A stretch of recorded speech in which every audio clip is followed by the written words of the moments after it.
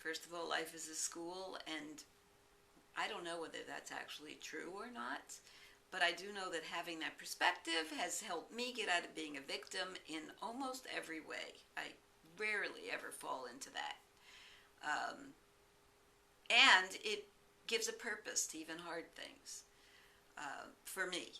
Um, the other, let's see, the second magic secret is friend indeed, and that means having support.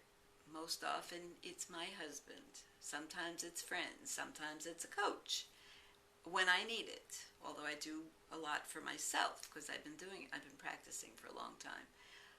And the third one is my cup runneth over. And I use gratitude all the time to change how I feel and bug my husband a lot to change how you feel. I'm working with someone, I can, what feels like, feel sort of emotionally into them and feel where they're blocked. And as they talk about whatever they talk about, their past or their present, I think based on all the experience I have with all of this stuff for the past 30 plus years, and generally what happens is I make a connection with somebody, they see me on Twitter or whatever, and when we speak, sometimes even when we write, we can just tell that we're a good match. And a good match just means that for my work, they get a lot out of it. I start to get hints, intuitive hints of what might be causing blocks. And I don't know. But most of the time I'm right. They do have a tendency to say, funny you should say that. Can you teach other people to be coaches? I mean, do they have to have a gift too? Well, I think they do. I mean, I think there is something there, but it's not going to be my gift. They have a different one. I would say there's more to the gift than just what I'm saying. There's a lot of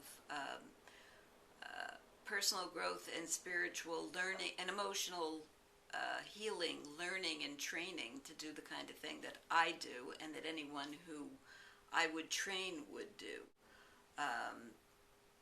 I have a lot of background in changing my life dramatically, transforming it, and I know how I did it, and I know what tools work. Not to say that other people's tools don't. That's a great question. It does appear that many of them want to do some form of coaching or spiritually connected something. What do you mean by spiritually connected? What does spiritual mean? Okay.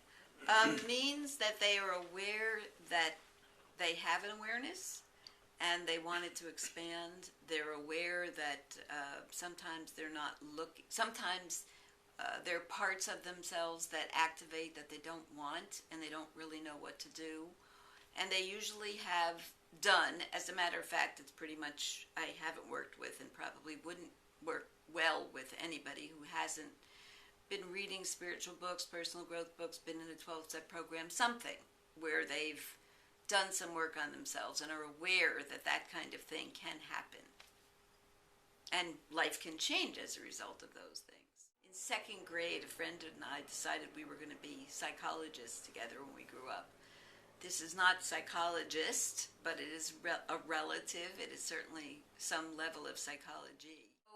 When I worked for John Gray and I was training all those people and helping them get their little workshop businesses going, I looked back and realized that I was coaching and that I was very good at helping people fairly quickly get out of their own way. And what keeps a person going on it? Well, I can only speak for myself about that and my observations of others, but for myself, it feels like limitations dropping off of me. Ways that I got myself stuck as an adult because of reactions when I was a child or other things. I don't even know where they came from. But I do know that the more I get to be myself, which is really what growth is about as far as I'm concerned, it's sort of getting to the core, the more enjoyable it is.